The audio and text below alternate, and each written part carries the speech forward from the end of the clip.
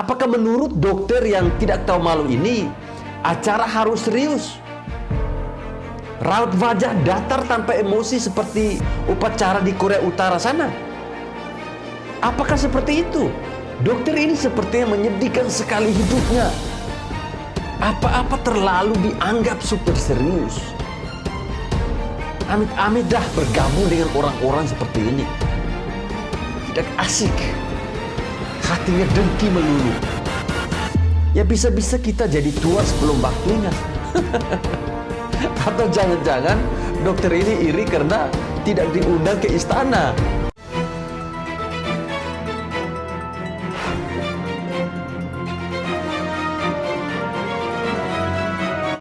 Assalamualaikum warahmatullahi wabarakatuh. Salam, salve, Om Swastiastu, Namo Buddhaya, salam kebajikan. Teman-teman, sebelum menonton video ini silakan klik tombol subscribe dan juga like. Terima kasih. Baik teman-teman, video saya kali ini masih tentang kemeriahan HUT RI yang ke-77. Nah, ini terkait dengan kehebohan yang dibuat oleh seorang bocil kelas 6 SD, Farel Prayoga, teman-teman. Nah, aksinya ini ternyata tidak terlepas dari sorotan seorang dokter. Kalau teman-teman sering mengikuti konten saya, video-video saya pernah membahas tentang Dokter Tifa. Nah, dokter yang satu ini sepertinya sudah beralih profesi sebagai dokter. Dan orang ini selalu saja berkomentar yang negatif tentang pemerintahan Jokowi. Sebelum heboh seperti sekarang ini, sebenarnya saya sendiri tidak kenal dengan seorang penyanyi cilik bernama Farel Prayoga, teman-teman. Baru setelah bocil ini diundang ke Istana Merdeka, baru saya tahu soal ini. Itu pun taunya karena cuitan dari Dokter Tifa yang murahan itu, teman-teman. Nah, saat rangkaian upacara kemerdekaan di Istana Merdeka, ada hal yang menarik perhatian banyak orang, teman-teman. Yaitu si bocil kelas 6 SD Farel Prayoga yang tampil dengan membawakan lagu Ojo Dibandengke ciptaan Abah Lala. Ya, seperti biasa dengan suara khasnya, Farel Prayoga ini berhasil mengajak banyak pejabat tinggi untuk ikut bergoyang, teman-teman. Nah, ternyata Farel Prayoga ini baru dihubungi 24 jam sebelum acara di istana, teman-teman. Nah, ini tentunya atas masukan dari berbagai pihak. Jadi boleh dikatakan bahwa ini adalah undangan yang mendadak dan spontan, teman-teman. Bukan direncanakan. Nah, kemudian momen ini disindir oleh Dokter Tifa di Twitter. Katanya begini, anak kecil kelas 6 SD mungkin belum akil balik, disuruh menyanyi lagu cinta-cintaan dangdut koplo. Dan semua tanpa terkecuali asik berjoget tanpa malu-malu di upacara Hari Kemerdekaan RI ke-77. Ya, seperti itulah isi cuitan dari Dokter Tifa. Ya, memang sepintas isi cuitannya ini tidak menyebut nama, teman-teman. Tapi sudah dipastikan bahwa cuitannya ini membahas soal Farel. Ya, tidak mungkin lah dia bahas tentang anaknya Elon Musk. Ya, teman-teman mungkin pernah bertanya-tanya, ada apa sih dengan dokter ini? Emak-emak yang satu ini sudah melenceng, melebar sampai keluar jalur.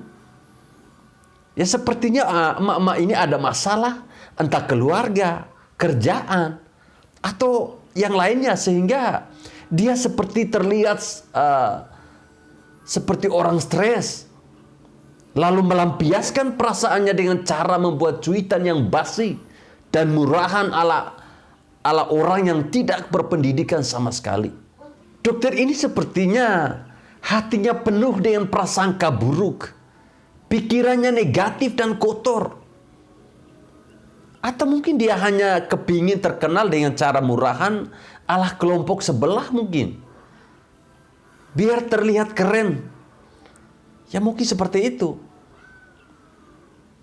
Apakah dokter ini sudah kurang laku sebagai dokter atau bagaimana sih?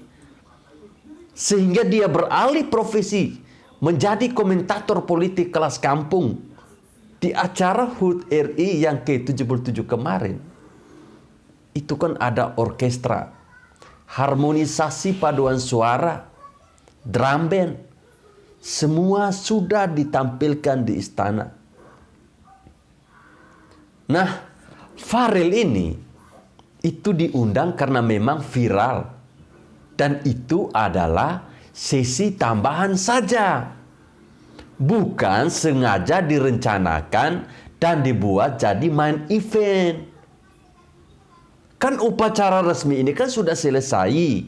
Barulah dilanjutkan dengan acara hiburan. Ya karena itu tidak ada salahnya kalau kita memberikan apresiasi. Lagi pula apakah pejabat tinggi tidak boleh berjoget atau bersenang ria? Apakah menurut dokter yang tidak tahu malu ini, acara harus serius? Raut wajah datar tanpa emosi seperti upacara di Korea Utara sana?